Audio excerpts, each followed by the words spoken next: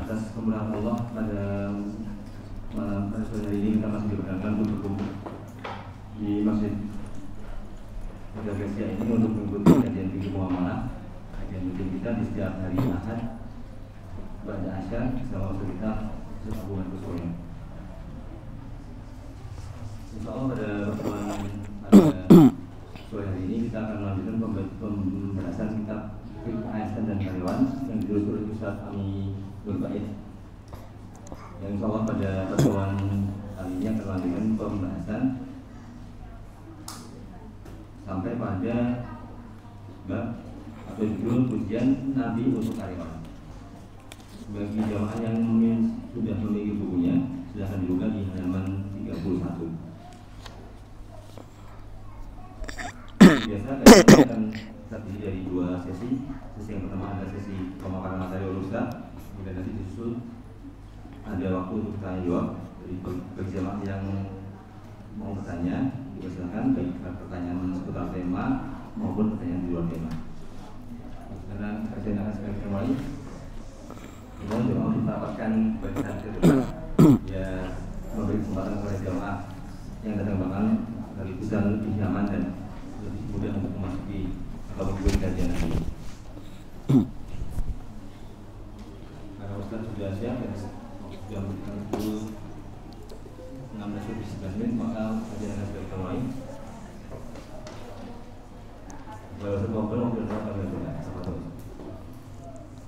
Jazakumullahu khairan katsiran, barakallahu fikum. Assalamualaikum warahmatullahi wabarakatuh.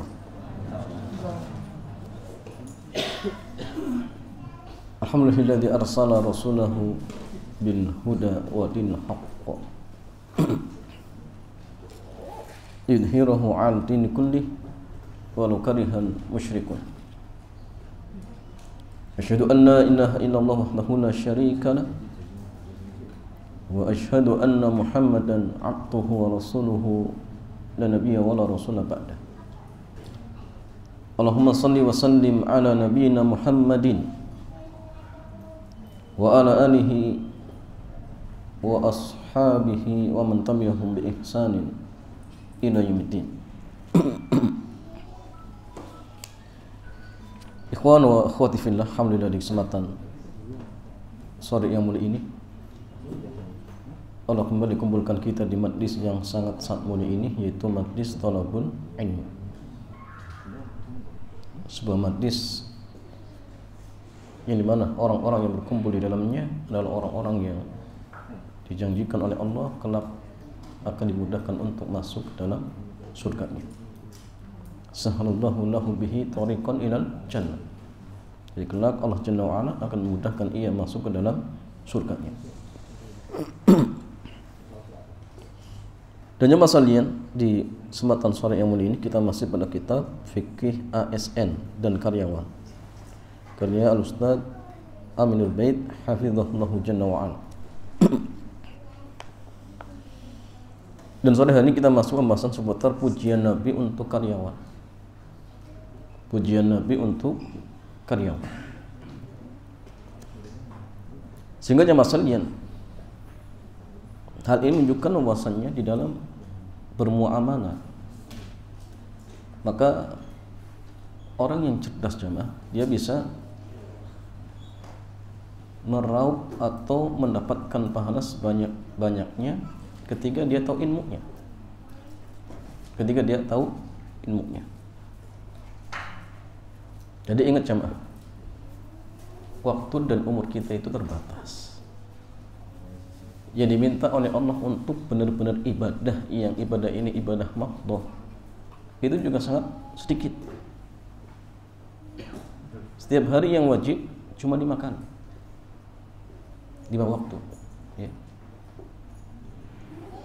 Dan sisanya jamaah sekalian mungkin banyak kita habiskan untuk muamalah, untuk kerja, tidur, ngobrol dan lain sebagainya. Maka orang yang cerdas jamaah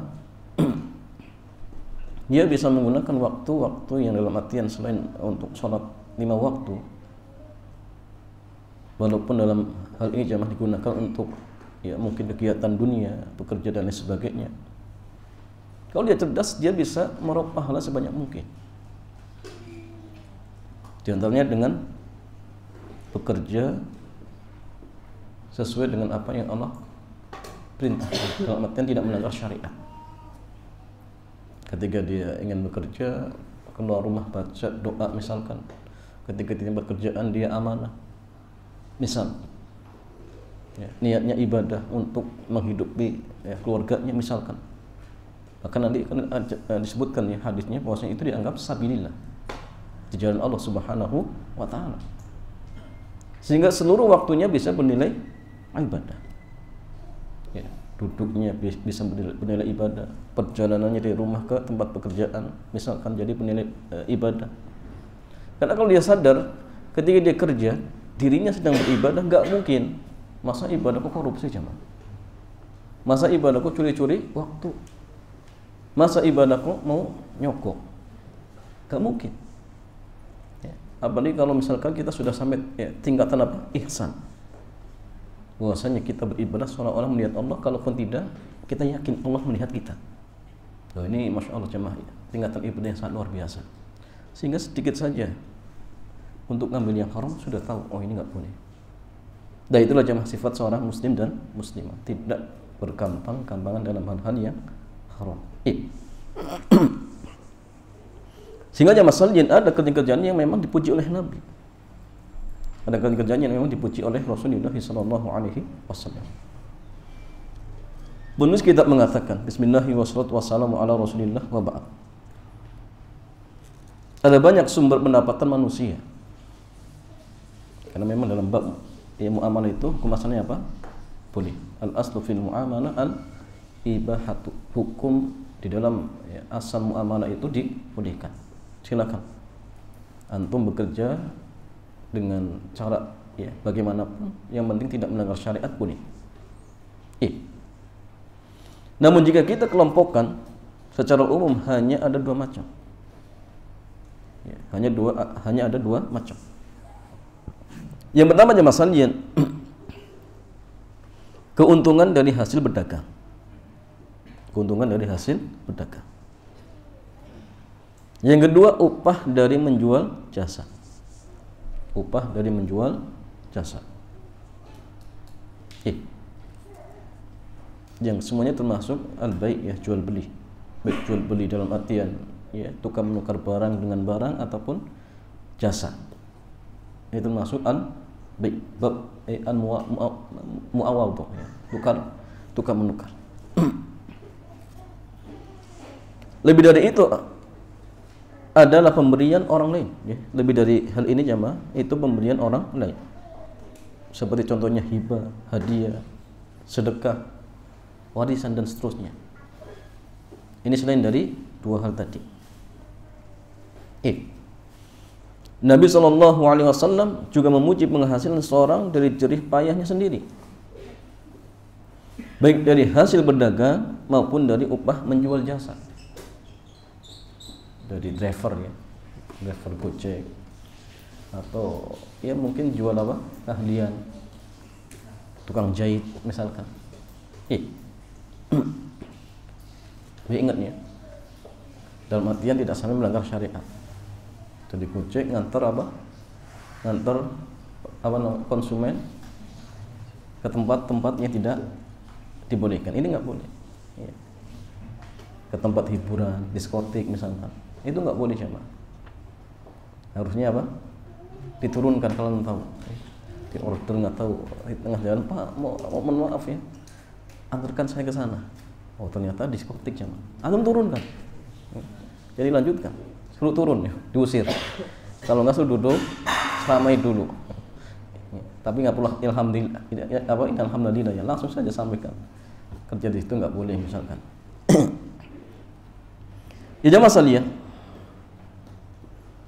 baik dari hasil berdagang maupun dari upah menjual jasa. Artinya jamaah, harta itu didapatkan bukan dari hadiah, hibah, warisan atau semacamnya. Ya, ini jamaah sekalian tentu ya dalam artian dipuji ya, oleh Rasulullah sallallahu alaihi wasallam. Dari Mikdam radhiyallahu ta'ala anhu ya, Rasulullah SAW bersabda, "Ma akala ahadun ta'aman qat khairan min an ya'kula min amali yadi." Wa inna nabiyallahi Daud sallallahu alaihi wasallam kana ya'kulu min amali yadi. Rasulullah beliau bersabda, tidaklah seseorang mengkonsumsi makanan yang lebih baik daripada makanan hasil jerih payahnya sendiri. Ya. Dan sungguhnya Nabiullah Daud alaihi salam, beliau makan dari hasil jerih payahnya sendiri, bekerja ya. Ya. Entah dalam artian apa namanya? Ya. Bertani ya. Mencangkul. Yang penting intinya kalau bisa dari hasil usahanya sendiri. Dalam hadis yang lain dari Rafi radhiyallahu taala anhu, beliau bercerita, ada seorang sahabat bertanya kepada Rasulullah SAW, "Ya Rasulullah, ayyul kasbi atyab?" Ya Rasulullah, penghasilan apakah yang paling thayyib, paling baik? Ya. Dan ini bertanya jamaah, ada apa namanya jamaah sekalian? Ada maksudnya ya. Yang thayyib pasti halal tidak jamaah? Harta yang thayyib pasti halal? Hah? Pasti. Tapi halal, tapi jamaah, yang halal apakah pasti thayyib? Thayyib itu artinya baik. Harta yang baik pasti halal, tapi yang halal pasti baik? Pasti tidak jamaah? Hah? Belum tentu ya, belum tentu. Contoh seperti makanan. Jamaah sekalian, makanan yang thayyib pasti halal. Tapi yang halal belum tentu thayyib. Contohnya apa jemaah? Contohnya gula. Gula itu jemaah halal atau tidak? Halal. Bagi orang yang kena penyakit diabetes, baik tidak? Enggak baik, tapi itu halal. Patuh halal tidak jemaah? Halal, boleh dimakan. Jadi yang masalah yang halal pasti, yang thayyib pasti halal, tapi yang halal belum tentu thayyib. Antum bekerja misalkan jemaah, pekerjaannya boleh. Tapi kalau menyibukkan antum dari ibadah kepada Allah, sholat pun tidak tepat waktu misalkan jemaah, ini baik tidak jemaah? Tidak baik. Tidak baik. Apalagi antum juga tahu ya bahwasanya rezeki itu sudah Allah tentukan. Ngapain dengan kerja kemudian ibadah kita terbengkalai? Ngapain jemaah? Ya. Pun kadang didapatkan hanya beberapa saja.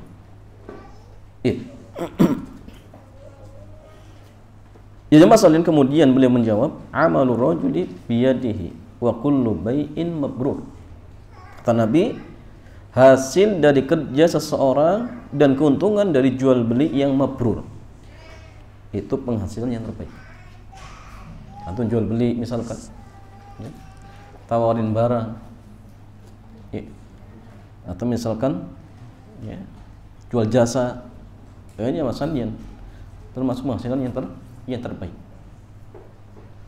Ya jamaah sekalian,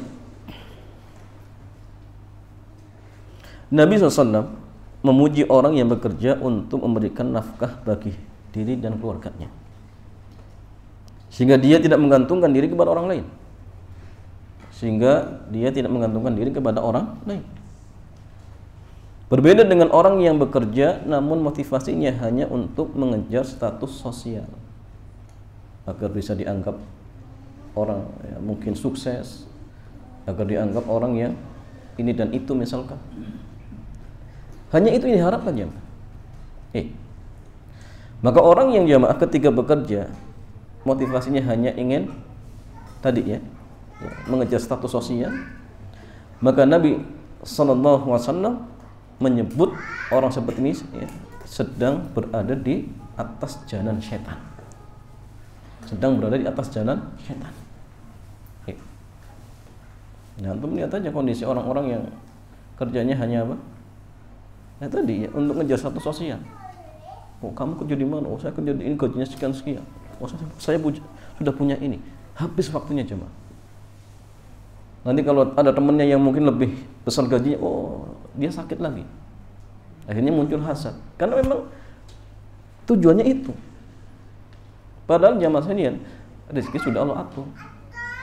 Ya, Allah sudah mengatur rezeki setiap orangnya. Ya. Dikejar jamaah sekalian, ya tetap saja rezeki seperti itu jamaah. Antum ngoyak ya, tiap hari misalnya, ya, gak lebih dari apa yang Allah tentukan. Gak lebih jamaah. Jadi kalau misalkan hari ini antum habiskan untuk ya, hanya sekedar mencari dunia, rugi jamaah. Rugi waktu, rugi umur. Rugi. Ya jamaah sekalian, suatu hari Rasulullah dan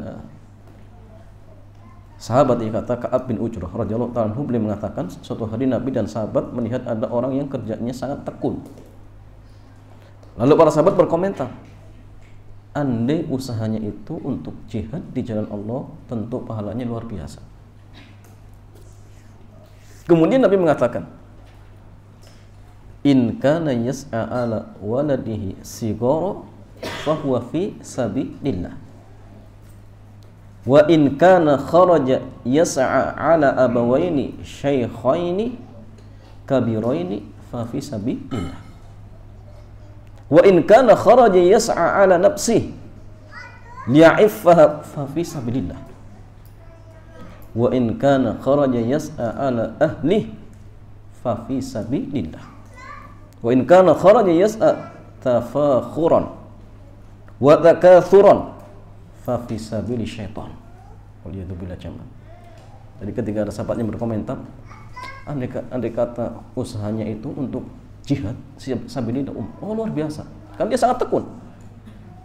Artinya seandainya waktunya dia gunakan untuk jihad, oh, luar biasa. Karena kerjanya sangat luar biasa. Tapi Nabi katakan, in kana yas'a ala waladihi sigara, jika dia bekerja untuk menafkahi anaknya yang masih kecil, fahuwa fi sabilillah, maka dia sedang berada di jalan Allah. Masya Allah, ini luar biasa jemaah. Maka antum yang masih punya anak kecil, kerjanya semangat, yang mungkin jadi driver, jadi semangat karena punya anak masih kecil misalkan, Masya Allah, antum sabilillah jemaah. Maka ketika di pagi hari keluar, bismillah, tawakkaltu ala Allah, ya Allah, saya bekerja untuk menafkahi anak istri saya agar mereka bisa makan harta yang halal, agar kelak anak bisa berbakti kepada dirinya.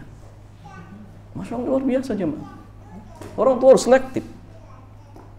Ada sedikit yang subhat, jangan, gak sudi kalau ini masuk ke mulut anak saya yang masih kecil. Nah, ini sifat orang yang Masya Allah luar biasa. Jangan sampai hal haram, ya, apa aja masalahnya, semua diambil, syubhat, semua diambil. Pulang kasihkan kepada anaknya, masih kecil, kasihan. Ya. Jadi semangat untuk nyari harta yang Masya Allah, yang thayyib tadi. Semangat.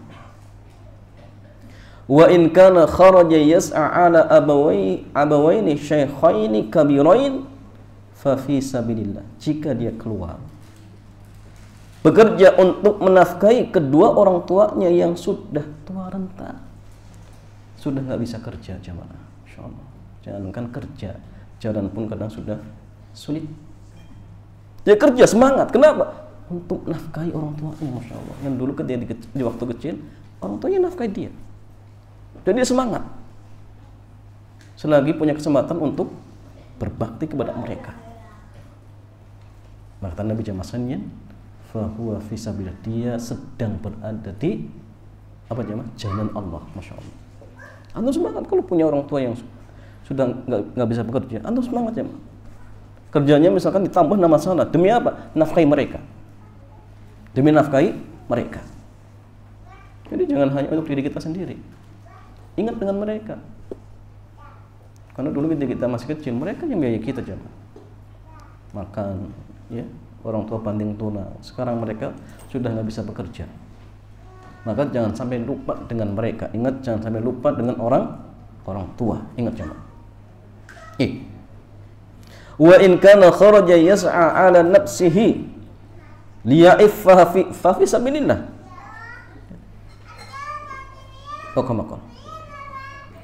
Jika dia keluar berusaha untuk mencukupi kebutuhan pribadinya agar tidak meminta-minta kepada orang lain, maka dia berada di jalan Allah. Ya. Nggak ngemis-ngemis misalkan. Dia kerja apapun yang bisa. Entah mengumpulkan masalahnya, rongsokan. Yang penting jangan sampai minta. Jangan sampai minta. Kecuali kalau yang ngasih hadiah, itu beda babnya. Ini dia minta-minta, jangan sampai. Kita muslim ya, muslim itu punya izzah.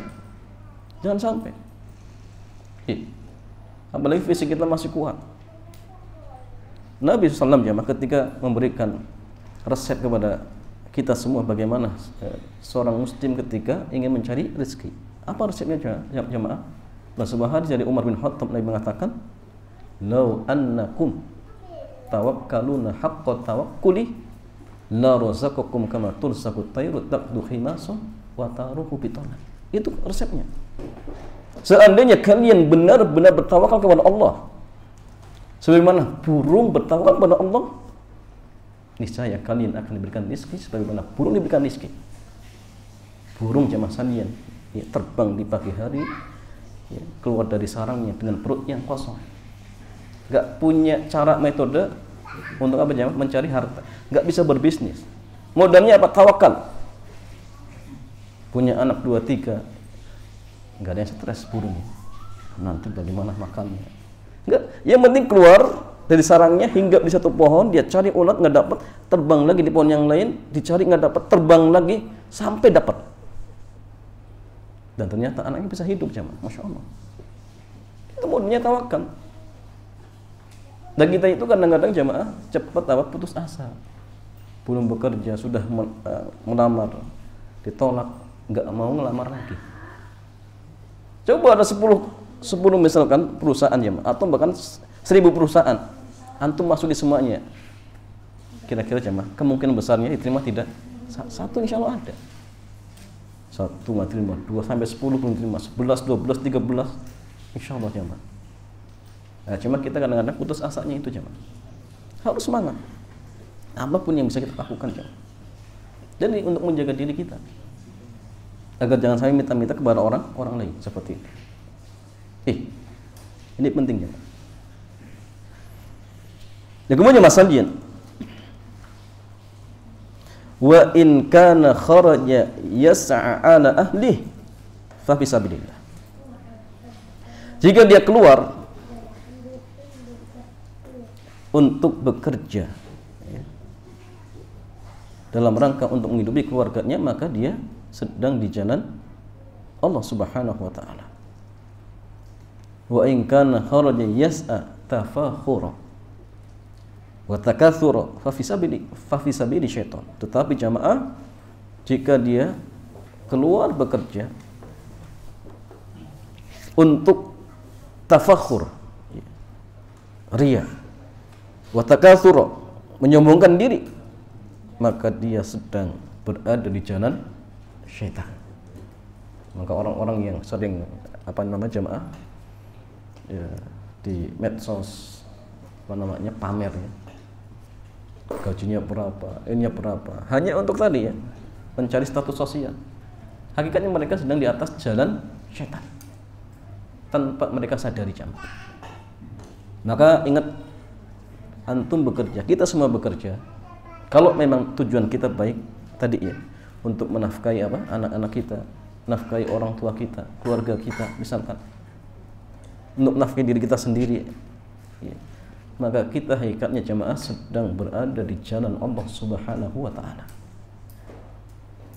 berapa banyak pahala yang kita dapatkan kalau antum kerja misalkan 1 hari 7 jam, insya Allah. Banyak pahalanya. Antum sholat mungkin nggak kuat sampai 7 jam jamaah. Kuat paling sholat berapa menit jam? Mau? Paling 5 menit ya, atau 5 menit. 10 menit coba sudah agak capek lama dikit. Ya. Paling ya 5 waktu itu ya kurang lebih 1 jam lah. Ya, atau bahkan mungkin kurang. Tapi kalau misalkan antum bekerja 7 jam, diniatkan ini jamaah. Nah, sehingga Masya Allah 7 jam itu bernilai pahala. Nah, sehingga jadilah orang yang cerdas ketika mencari pahala. Pada masalah yang perhatikanlah orang yang mendaftar sebagai ASN atau aparat negara lainnya dengan maksud untuk mendapatkan status sosial atau agar dihormati masyarakat. Lalu bandingkan dengan keterangan seperti yang disebutkan dalam hadis di atas. Bagaimana kesimpulan Anda? Antum simpulkan sendiri. Kata penulis kitab, renungkan. Lebih baik tangan kotor tapi hasilnya bersih daripada tangan bersih tapi hasilnya kotor.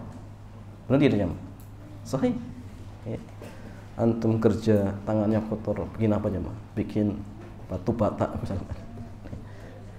Ini jauh lebih baik daripada berdasi, ruangannya ber-AC misalkan. Tapi yang terima apa? Kotor.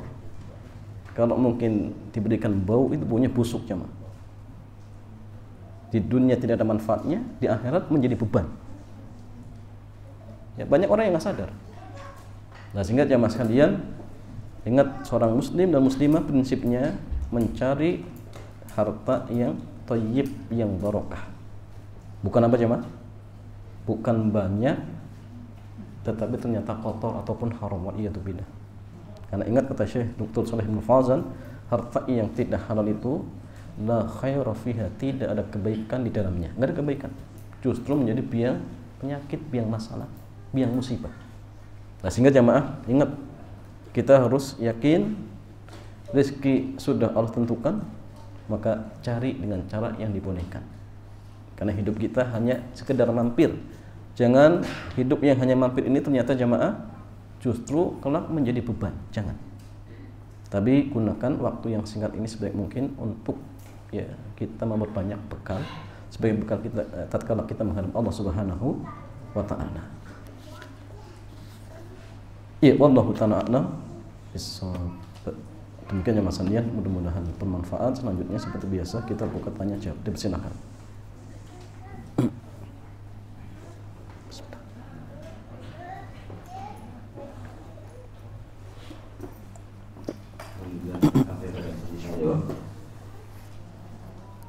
Bagi jemaah yang mau bertanya silakan. Ya, kalau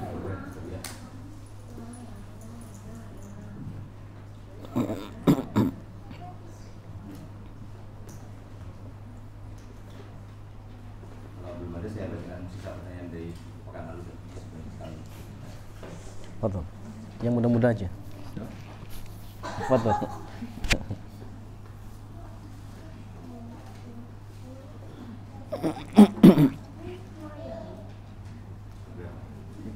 Assalamualaikum Ustaz, izin bertanya.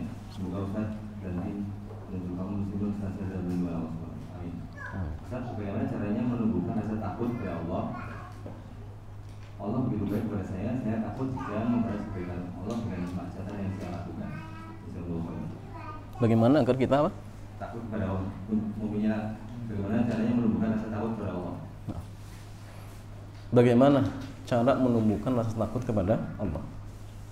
Nah, jamaah sekalian, takut itu dalam istilah syariat kita banyak istilahnya. Ada khauf, ada rahbah, ada khasyah. Nah, itu beda. Takut itu, khauf itu jamaah sekalian rasa takut ya biasa. Adapun khasyah itu rasa takut karena dibangun di atas dasar ilmu. Makanya ketika Allah menyandarkan takutnya para ulama, maka Allah mengatakan ya jamaah, innama yakhsyallaha min ibadihil ulama. Hanya saja yang khasyah kepada Allah adalah para ulama. Itu takutnya memang dibangun di atas dasar apa? Ilmu. Kalau rohbah beda lagi. Rohbah itu rasa takut diiringi perbuatan. Artinya gini ya, antum takut diadab di akhirat, ya sudah, antum amal soleh, jangan mengerjakan kemaksiatan. Jangan takut-takut tetapi ternyata yang haram dilanggar, itu keliru. Sehingga artinya gini, kalau kita ingin mendapatkan khasyah, ya, maka caranya kita harus mengilmui dengan apa? Dat yang kita takuti. Bagaimana caranya? Pelajari tentang apa? Ayat-ayat Qur'aniyah, ayat-ayat kauniyah. Allah itu Maha Kuasa untuk menimpakan adab di dunia dan di akhirat. Misalkan, bahwasanya orang yang berbuat ini akan diadab oleh Allah. Sehingga muncul khasyah. Muncul khasyah jemaah. Makanya Rasulullah jemaah ketika sholat membaca ayat-ayat adab, beliau berdoa berlindung kepada Allah. Khasyahnya muncul. Nah, cuma kadang-kadang kita tidak sering menghadirkan hal-hal seperti ini, perasaan seperti ini. Hadirkan. Kemudian jemaah salin baca ayat-ayat tentang ancaman-ancaman. Ya. Kemudian membaca juga kisah-kisah orang terdahulu yang dimana ketika mereka berbuat maksiat kemudian mereka diadab oleh Allah. Bagaimana kisah kaumnya Nabi Nuh misalkan, kisah kaum Nabi Lut dan lain sebagainya misalkan jemaah. Agar apa? Agar muncul khasyah. Itu pula kita juga harus sering membaca hadis-hadis tentang apa? Al-jaza'u min jinsil amal. Ya, terkait tentang balasan itu dengan amal yang kita lakukan. Antum misalkan mendolimi orang lain, misal, maka hadirkan kedoliman yang kita lakukan jamaah akan dibalas oleh Allah. Dan balasan itu kadang dikes di dunia, kadang kelak disimpan untuk di akhirat. Dan balasan itu kadang ditimbangkan kepada pelakunya, kadang kepada anak keturunannya, kepada anak antum kalau tidak cucu antum. Apa mau jamaah? Tentu kalau kita tahu hal seperti ini, nggak mungkin akan apa? Berbuat dolim, sehingga takut ya kepada Allah Subhanahu wa Ta'ala. Ya, kemudian yang terakhir, banyak doa agar kita diberikan hidayah jemaah, perasaan untuk selalu takut kepada Allah Subhanahu wa Ta'ala, seperti itu. Wallahu ta'ala a'lam bishawab.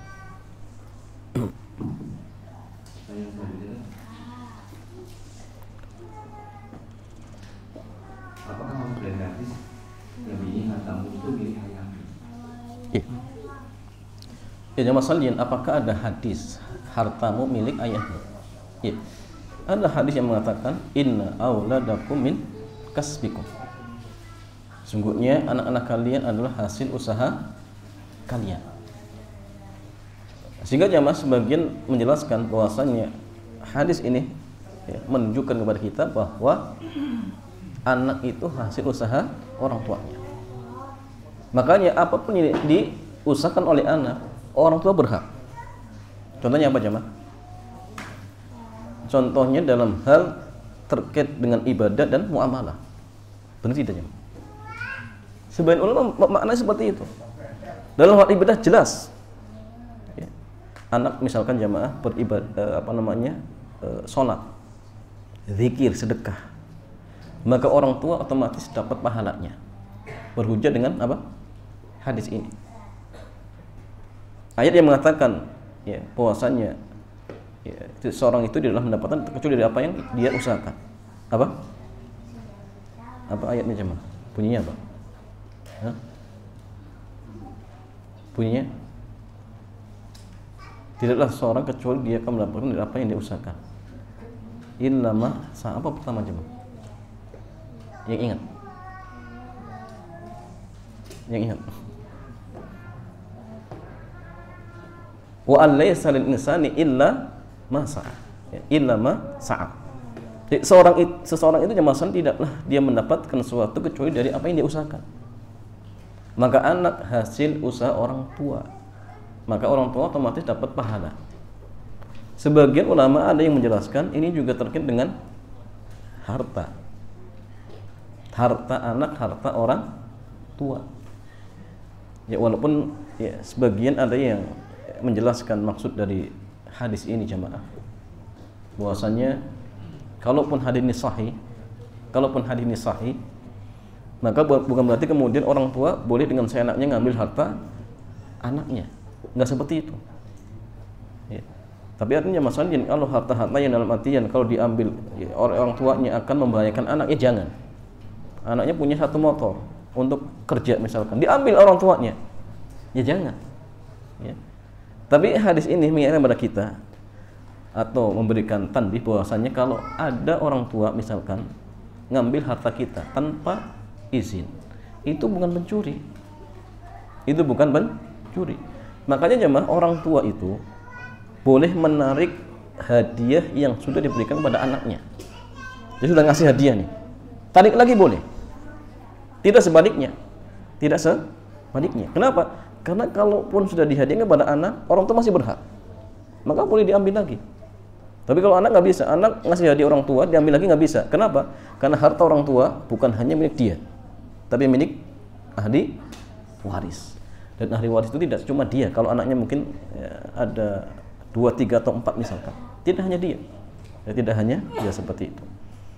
Dan sehingga di masalah ya ada hadisnya tadi, ya. Jadi inna auladakum min kasbikum, sebenarnya anak-anak kalian adalah hasil usaha kalian. Wallahu ta'ala a'lam bishawab.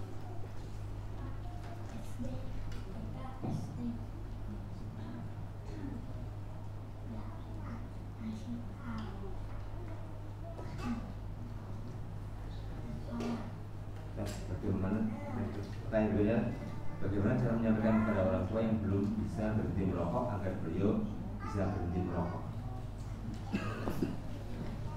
Bagaimana caranya mengingatkan orang tua yang masih merokok agar mereka berhenti merokok? Ya. Sampaikan kepada mereka bahwasanya Allah dan Rasulnya melarang. Bisa tidak jemaah? Pak, saya ingin bicara ya, berdua. Kata Pak Ustadz, Allah dan Rasul melarang kita untuk merokok. Ya. Sampaikan jemaah. Apa dia berani membantah? Oh, masa saya nggak peduli Allah melarang atau melarang. Oh, ini bahaya jemaah. Sampaikan bahwasanya dilarang oleh Allah dan Rasulnya. Ini pertama. Yang kedua jemaah, kalau misalkan dia minta hadisnya, sampaikan. Di antaranya apa? Wala taqtulu anfusakum, janganlah kalian membunuh diri kalian. Ini ayat jamaah larangan kita untuk bunuh diri. Ngerokok itu bunuh diri tidak jamaah? Bunuh diri. Ini pertama. Jadi ngerokok itu termasuk apa? Bunuh diri. Kawan. Oh, bisa. Tadi. Mau habis. Jadi masalah yang pertama tadi bahwasanya ngerokok itu termasuk bunuh diri dan Allah melarang. Yang kedua masalah ngerokok itu membahayakan orang lain. Dan Nabi mengatakan la darara wala dirar. Janganlah membahayakan diri sendiri dan orang lain, dilarang jemaah. Kemudian ngerokok itu apa jemaah sekalian? Membuang-buang harta. Dan Allah melarang kita untuk apa? Mubadzir. Sampai ke hujah-hujahnya. Ya. Kalau dia misalkan jemaah sekalian tidak terima juga, ya sudah. Diajak bicara secara apa? Apa jemaah? Secara bahasa kitanya ya sudahlah. Kita sama-sama mencerna secara akal. Kira-kira rokok itu bermanfaat atau tidak? Itu saja sudah. Ya. Dia suruh berpikir. Kalau dalam artian dia mengatakan ini nggak bermanfaat, ya kenapa? Kok tetap dia apa? Dilakukan. Ya. Kemudian juga diajak bicara baik-baik. Ya. Kalau seandainya uang yang digunakan untuk beli rokok ditabung misalkan untuk misal sedekah ke musholah masjid, berapa banyak pahala yang kita dapatkan. Diajak bicara baik-baik jemaah.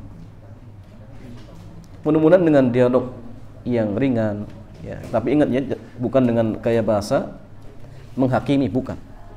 Tapi ajak kita baca masalahnya, yaitu kepikiran. Mudah-mudahan orang tua bisa sadar sambil tetap didoakan agar Allah memberikan hidayah. Karena tadi yang kita lakukan itu hanya sekedar memberikan hidayah irsyad, tetapi hidayah taufik itu murni di tangan Allah. Jadi ketuk dengan doa agar orang tua kita bisa menerima ya hidayah yang dalam artian kita sampaikan seperti itu. Wallahu taala a'lam bishawab.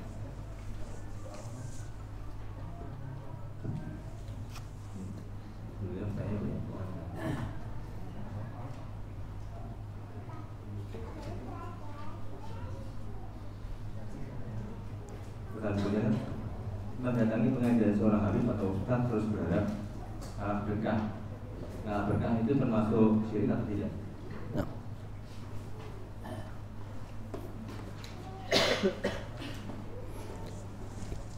Ya, jadi masalahnya ngalap berkah termasuk syirik atau tidak? Ya. Jawabannya gini jemaah. Berkah itu suatu yang gaib. Dan berkah itu datangnya dari apa? Dari Allah. Apa dalilnya? Pertama, inna anzalnahu fi lailatul qadar. Punya kami telah menurunkan Al-Quran di malam Al-Qadar. Quran itu jamaah di dalam terdapat keberkahan. Quran turun dari Allah. Jadi artinya berkah itu turun dari Allah. Jadi kalau sesuatu yang turun dari Allah berarti merupakan hal yang gaib. Sesuatu yang gaib tidak mungkin kita tahu kecuali dengan apa? Dalil. Sahih? Sahih. Jadi gini ya Mas Andien, seseorang bisa mengatakan benda ini ada berkahnya, maka wajib bagi dia mendatangkan dalil. Kenapa? Karena berkah itu sesuatu yang gaib dan itu datangnya dari Allah. Tidak mungkin kita tahu kecuali dari wahyu. Kalau wahyu tidak ada, berarti ini hanya klaim. Hanya klaim tapi tanpa bukti. Kalau orang mengatakan pohon ini ada berkahnya, misal, berarti apa jemaah? Ya, wajib mendatangkan dalil. Mana dalilnya? Kalau tidak ada, berarti ini hanya apa jemaah? Klaim saja. Ya. Habatus sauda ada berkahnya. Ada dalilnya? Ada. Salat di Masjid Nabawi pahalanya sekian. Ada dalilnya? Ada. Air Zam-Zam ada berkahnya, ada dalilnya? Ada. Jadi kalau ada seorang mengklaim sesuatu benda ataupun tempat dikatakan ada berkahnya, wajib mendatangkan dalil. Kalau tidak bisa, berarti ini hanya kedustaan. Hanya kedustaan. Ya. Sehingga jemaah sekalian, kalau seorang mengatakan bahwasanya sesuatu ada berkahnya, pertama wajib mendatangkan dalil. Yang kedua jemaah sekalian, sesuatu yang berkah itu ya, maka tidaklah akan berjalan kecuali di bawah apa? Kaidah takdir. Jelas tidak jemaah? Artinya gini, air Zam-Zam itu berkah. Air Zam-Zam itu jemaah sekalian bisa dalam artian ketika diminum kemudian bisa sembuh. Itu kalau Allah menghendaki. Jelas sampai sini? Ya. Kemudian jemaah sekalian, berkah itu tidaklah berlaku kecuali bagi orang-orang yang beriman. Bagi orang-orang yang beriman. Kemudian sesuatu yang berkah itu cara menggunakannya pun harus ikut aturan syariat. Paham tidak jemaah? Contohnya gini, air Zam-Zam itu berkah. Bagaimana cara kita mendapatkan berkah dari air Zam-Zam? Bagaimana caranya? Diminum. Jangan sampai antum berkeyakin Zam-Zam itu berkah, kemudian antum masukkan Zam-Zam di botol kecil, dijadikan jimat. Benar tidak jemaah? Keliru. Walaupun itu ada dalil bahwasannya Zam-Zam berkah, tetapi ingat caranya harus sesuai dengan syariat. Quran berkah. Bagaimana caranya jemaah? Dibaca. Bolehkah antum bakar lembarannya, jadikan kopi? Oh berkah. Salah, keliru. Atau dipajang. Ya, untuk apa? Ngusir setan. Ya keliru jamaah sekalian. Itu yang ada apa jamaah? Dalilnya. Caranya pun harus sesuai dengan syariat. Bagaimana kalau dari asalnya nggak ada dalilnya? Bagaimana jamaah? Sudah keblinger ya jamaah. Dari asalnya nggak ada dalil, kemudian diklaim ada dalil. Klaim ini berkah. Oh jamaah sekalian, yang ada dalil saja, cara penggunaannya harus sesuai dengan dalil. Ya. Nah, sehingga gini. Tadi bertanya apa? Mendatangi majelis Habib. Kemudian apa namanya? Berharap berkah. Nah, ini jelas jamaah sekalian. Ada dalilnya tidak? Ada yang tahu? Nggak ada sama jamaah sekalian, nggak ada. Karena gini jamaah sekalian, kalau dalam artian dia hadir di majelisnya habaib misalkan, kemudian berharap ada berkah, berkahnya karena apanya jamaah? Kalau ilmu jelas, ilmu apa saja ada berkahnya, cuma masalahnya ilmunya sesuai dengan sunnah atau tidak, itu jadi masalah. Tapi kalau misalkan dia berkeyakinan zatnya ada berkahnya, maka jemaah jelas ini keliru. Kenapa? Karena zat yang memang ada berkahnya cuma zat Rasulullah, dalam artian jazat Rasulullah. Selain Nabi nggak ada. Ya, selain Nabi tidak ada. Jadi tubuh yang ada berkahnya cuma tubuh Rasulullah sallallahu alaihi wasallam. Adapun kalau misalkan dalam artian dia ngambil berkah karena majlisnya, maka jamaah sekalian jelas majlis ilmu itu ada berkahnya.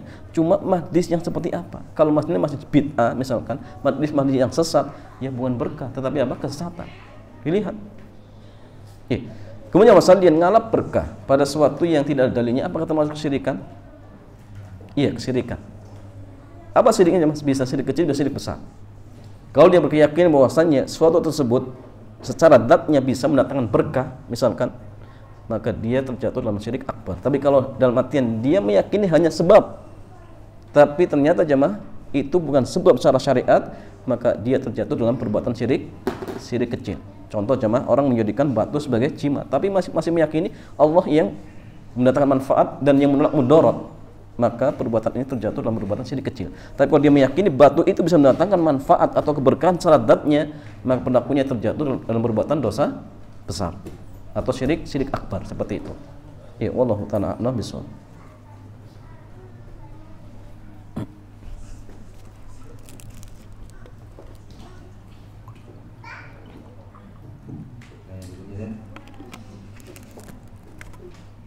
Dan apakah boleh kita berdoa untuk diperpanjang umurnya?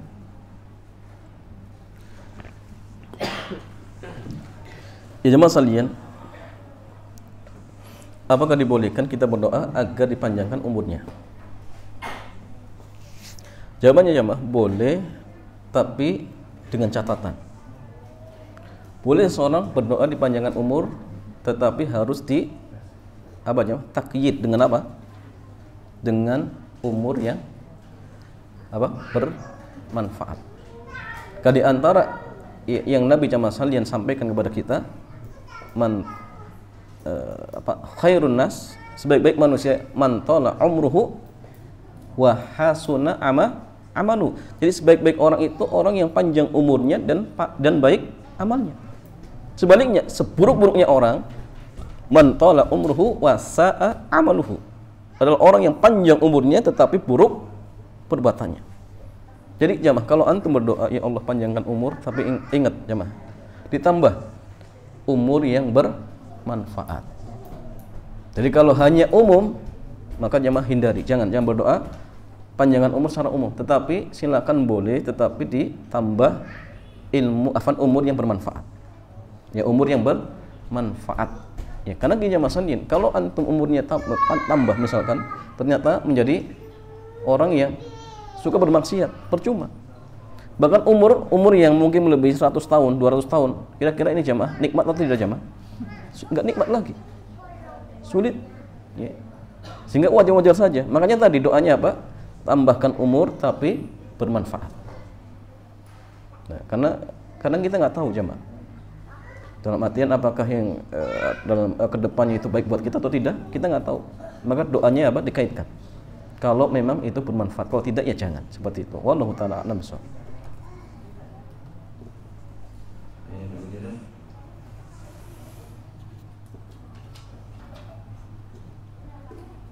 Mohon nasihatnya dan memilih pasangan hidup, apakah harus sesuai dengan keinginan orang tua, sementara orang tua belum mengenal sunnah?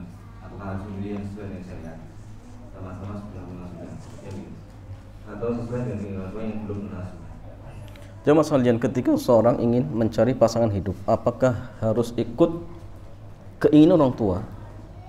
Jawabannya, yang selayaknya dilakukan oleh orang yang seperti ini, dia mengikuti arahan yang diarahkan oleh Rasulullah.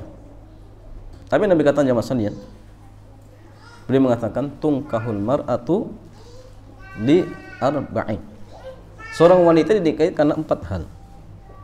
Limaliha, wali hasabiha, wali jamaliha, wali diniha. Jadi wanita ini dinikahi karena apa jamaah?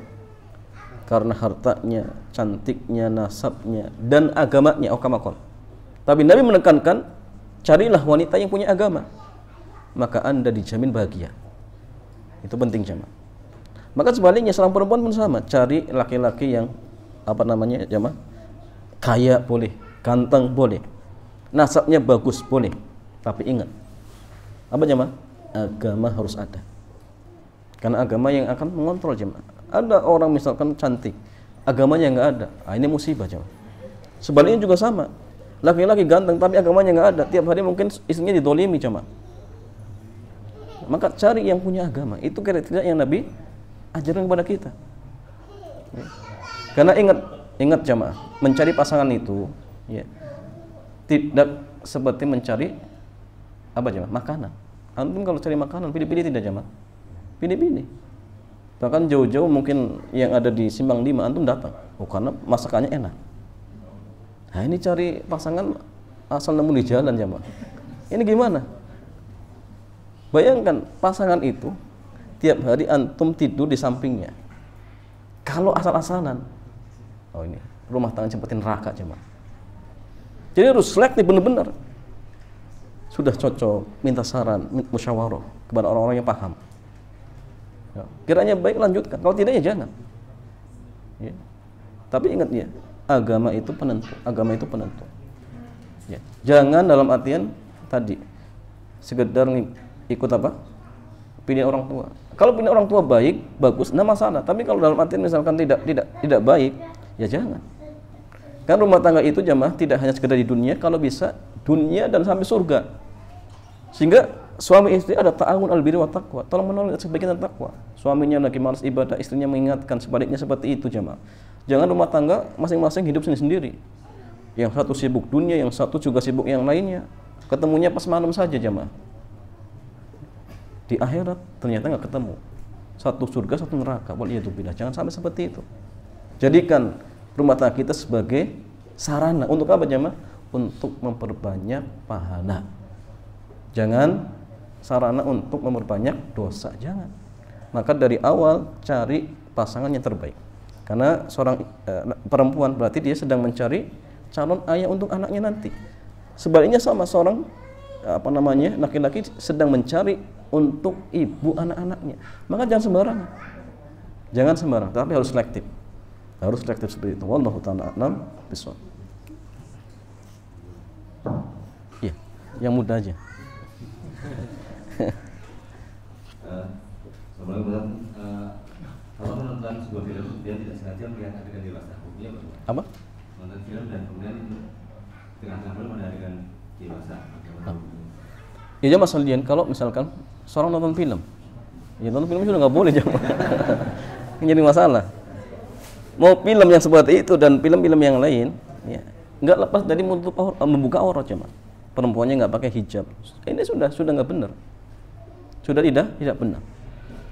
Tapi kalau misalkan dalam artian nggak sengaja seperti itu, ya harus segera ditutup dan istighfar kepada Allah Subhanahu Wa Taala. Jangan dilanjutkan, tanggung misalkan. Ini dosa jemaah sekalian. Ya. Karena ingat, ya mata pun bisa berzina. Zina dengan apa? Melihat hal-hal yang haram.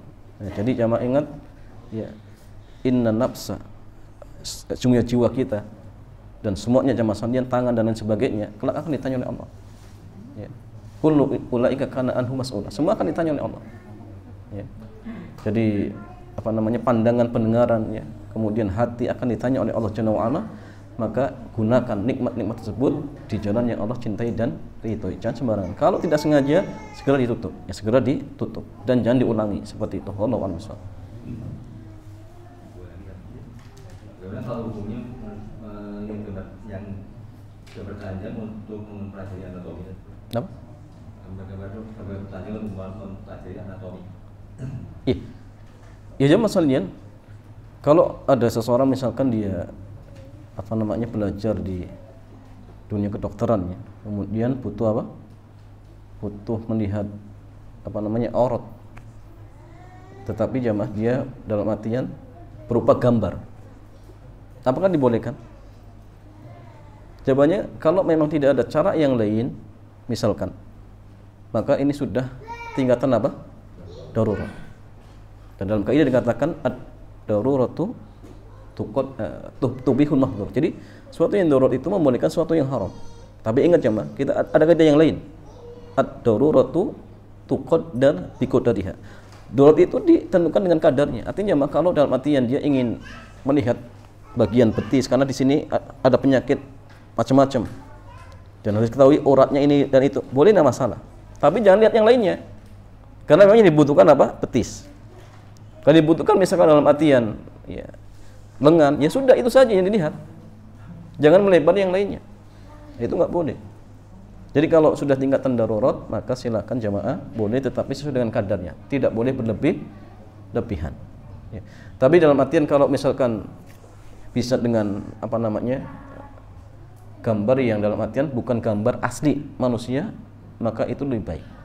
Itu lebih baik seperti itu. Jangan sampai gambar dalam artian langsung, jangan. Kalau memungkinkan. Tapi kalau tidak memungkinkan ya sudah, tingkatannya sudah darurat, maka tatkala itu dibolehkan, tetapi sesuai dengan kadar yang dibolehkan seperti itu. Wallahu a'lam bishawab.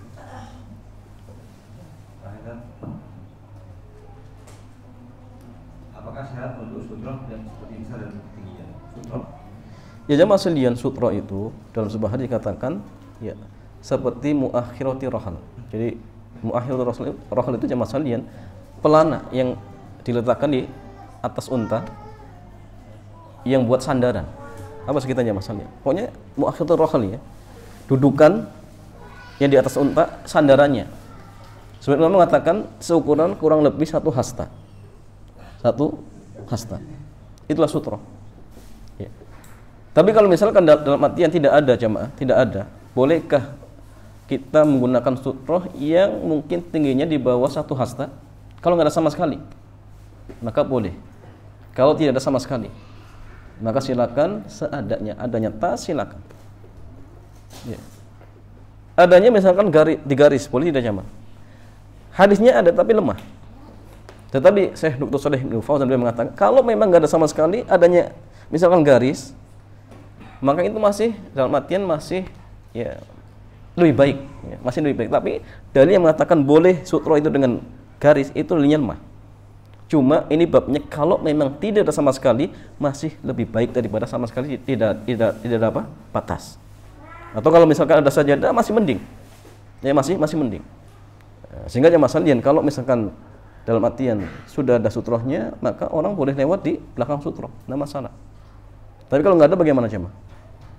Silang pendapat. Ada yang mengatakan orang boleh lewat itu seukuran apa? 3 hasta. 1, 2, 3, berarti boleh. Pendapat yang kedua dia mengatakan antara tempat berdiri dia dan apa? Batas akhir tempat sujud. Kalau dia di sana, maka boleh. Ada yang mengatakan apa? Batas 1 lemparan batu. Tapi lemparan apa? Lemparan yang wajar. Kalau masjid apa?